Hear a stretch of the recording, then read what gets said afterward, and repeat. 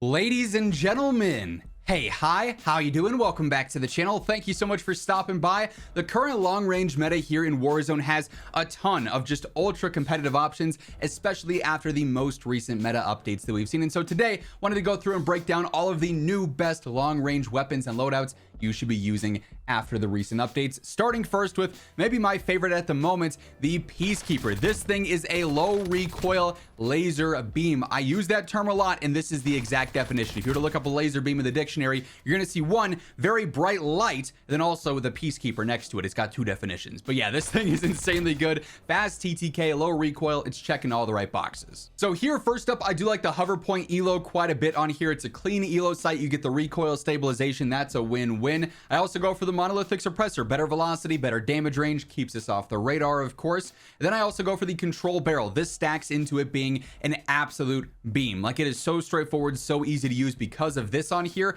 Plus, you also get better velocity. 1269 means you have a phenomenal hit scan range, 46 meter effective damage range, and 62 meter mid range on there too. I go for extended 1. You could also upgrade to extended 2 if you wanted to go that route instead. Either or works.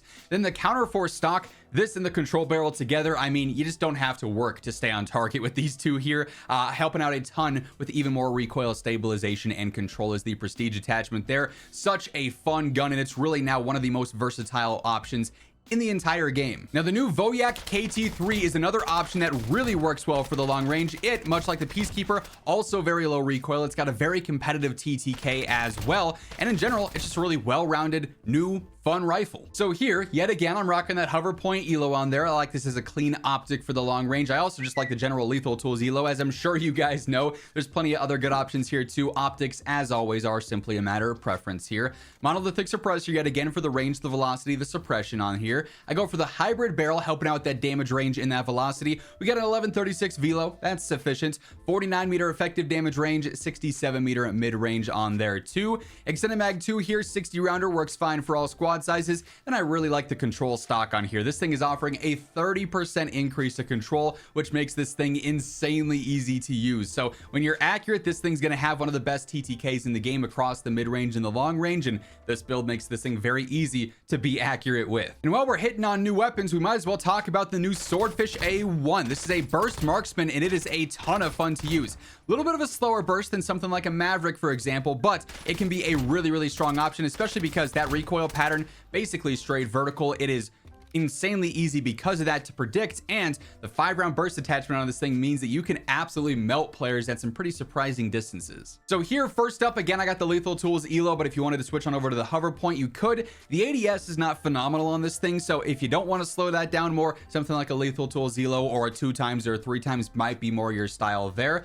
Monolithic suppressor, yet again, spoiler alert, there's going to be a lot of this today. I also go for the velocity barrel, which is better velocity, better horizontal control. That's not going to do a ton for us, the control, but the velocity is important because we do, as mentioned, have that penta burst mod on here. This is going to help out with the TTK. It also functions as an extended mag, but it does hurt that velocity some. So with the velocity barrel, we're up to a 1092, which will work for sure. The damage ranges are interesting on this thing. 37 meter first damage range, but then it only has one other second damage range, and it's 37 meters out to infinity, basically. So this thing's going to be a very reliable long range choice because you're not going to notice huge damage drop offs there. Lastly, because I like how this thing feels, and I'm comfortable with the control, I do go for the strafe stock here. Better strafing speed, some better ADS as well. If you wanted some more recoil control, you could always go for something like a control rear grip. If you wanted the control stock as well for better vertical control, that's really the main thing you'd have to focus on here. Would be viable as well, but I like the movement on this because I do find this gun to be rather easy to use. No surprises here, but the EGRT 17 or the EGRT 17 is still a phenomenal choice as well. Relatively low recoil, really aggressive rifle here too. You could build this thing out for a lot of ways, especially for the long range where it's really gonna thrive. So here, once more, lethal tools elo, hover point elo, whatever optic you're comfortable with, go ahead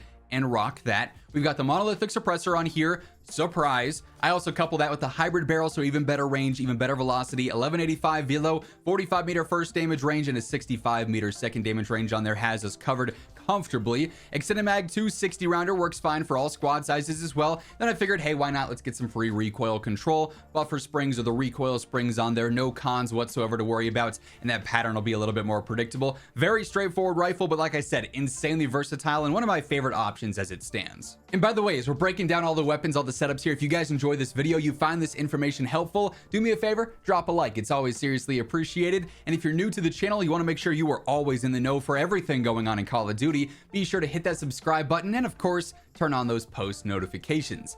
Next up here, we got to talk the MK78. They just keep buffing this thing, and hey, I'm not complaining because I've been on the MK78 hype train for a little bit now. I feel like I was a bit ahead of the curve with this thing. I feel like this gun does not get the respect it deserves because it is a beast. It's a slow LMG, but it is hard hitting. It is an absolute powerhouse. Over the long range, few things are going to match this thing's TTK. So here, again, matter of preference with the optics. Hover point elo, lethal tools elo, probably going to be my 1A and my 1B there.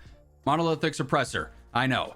We got the control barrel on here. I want this thing to be as accurate as possible. This helps out a ton with that because when you are accurate, this thing's damage is almost unmatched over range. Plus, we get some better velocity out of this too. 1283 is more than enough. 56 meter first damage range, 81 meter second damage range is fantastic as well. I also stack recoil springs on here too because, hey, why not go overkill with the recoil control? Lastly, because it's an LMG, I want some mobility back. So I go for the light stock, strafe speed, a little bit of ADS speed in there too, just to make it feel a little bit more light on its feet. It's still going to be heavy and slow, and that reload's not great. But if you're just looking for power and damage output, this is where you look. Now, if you're looking for power in the assault rifle category, you look towards the AK-27, another absolute powerhouse. This thing's got a little bit more recoil than some other options in the category. It's got some interesting jumps here and there, but as you're getting more and more comfortable with the gun, as you get more familiar with the gun, you're going to be set. It does take some time to get used to this versus maybe some other more straightforward options, but that's risk versus reward. This thing's got an insanely competitive TTK. So here, lethal tools elo, hover point elo, a 2 times, a 3 times, whatever you're comfortable with there.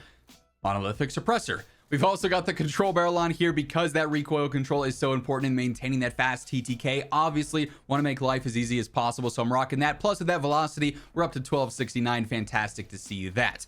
Max horizontal control underbarrel. There is a decent bit of horizontal bounce on this thing, so when I can attack that as best I can, I'm absolutely going to do so. That's a crucial part of this setup. But then, extended mag 1, extended mag 2, either or will work just fine here. One of the more straightforward rifle setups here, but it gets the job done. Like I said, spend some time really learning the feel of this thing and reap the rewards because it's a beast. Now, we haven't talked about the MXR in a little bit, but it's finally back in the conversation after they've buffed it a bit recently. This thing is surprisingly easy to use. I love the clean iron sights on here. This was sort of my go-to gun for the first bit of BO7 Warzone, and I'm glad it's now back in the conversation. So here, like I said, we're on the clean iron sights, no optic needed. We are still on the monolithic suppressor though. I go for the control barrel here, definitely helps out. You guys saw this thing is very, very easy to stay on target with, plus the better velocity. 1221 looking pretty there for that hit scan range. 38 meter effective damage range, 56 meter second damage range. Max horizontal control on a barrel to make that pattern more predictable. I also stack recoil springs on here too. So like I said, I'm all in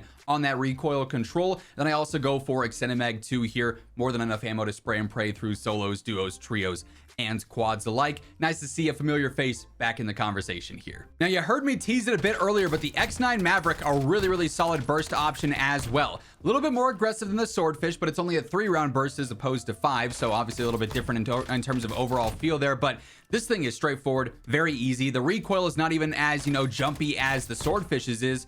Really fun weapon here, just reliable through the long range. I think is the best way to describe it. So in this case, we've got, yet again, that lethal tools elo on here. Don't really feel the need for a hover point. It's already a very stable gun, in my opinion. Monolithic suppressor. Crazy. We've also got the long barrel on here, which doubles as an extended mag. We get a 45 rounder out of this, so love to see that. Plus, our damage range, 62 meters for that first damage range is insane. 75 meters for that second damage range. And we have over an 1100 velocity, which is a nice little threshold to always try and meet there when you can. Mobile recoil foregrip, mainly for the mobility here. You get some horizontal control out of this just to make sure that pattern is basically exclusively vertical. Never a bad option. And then also the strafe stock on here, because this thing is so easy, we get a faster ADS, better strafe speed, so it's even more aggressive and agile. I love the feel of this thing. Like, it is a blast to use. It's one of my favorite feeling guns in the entire game. hands down. And then lastly, you can't talk the long range meta without talking about snipers, but really in this case, we only have to talk about one sniper, and it's the Hawker. This thing is the definitive #1 sniper in the game, one-shot headshot at an infinite range. It is an absolute beast, and really nothing else is matching it right now. So here, I like that default scope, so I just rock with that. I use the monolithic suppressor. All I care about here is the velocity and then staying off the radar, because the damage range does not matter since I am using the damage barrel, which gives us that infinite one-shot headshot. It does hurt the velocity some, so I use overpressure to sort of counteract that. We got a 1291 velocity. That's an insanely easy bullet drop and bullet lead value there. It's going to be easy to get those headshots and those finishes back to back to back there. Also, I love the fact that I can stack some ADS speed on this thing. The 1 milliwatt laser, faster ADS. The quick draw rear grip, faster ADS. A 545 ADS on the heavy sniper in the game is insane, because usually we're looking at like a 590, a 600 plus ADS on the heaviest snipers. This thing's a lot more agile than those, and it's also a better long range sniper, so like you can't go wrong with it there. That being said, that is going to wrap things up for this one. The long range meta is insanely competitive right now. A lot of very fun options. If you guys enjoyed the video, be sure to hit that like button, and if you're new here, feel free to subscribe on your way out so you can guarantee you're always in the know for everything going on in COD. But once again, thank you so much for tuning in, and until next time, take it easy, have an awesome rest of your day, and I'll catch you later. Peace out.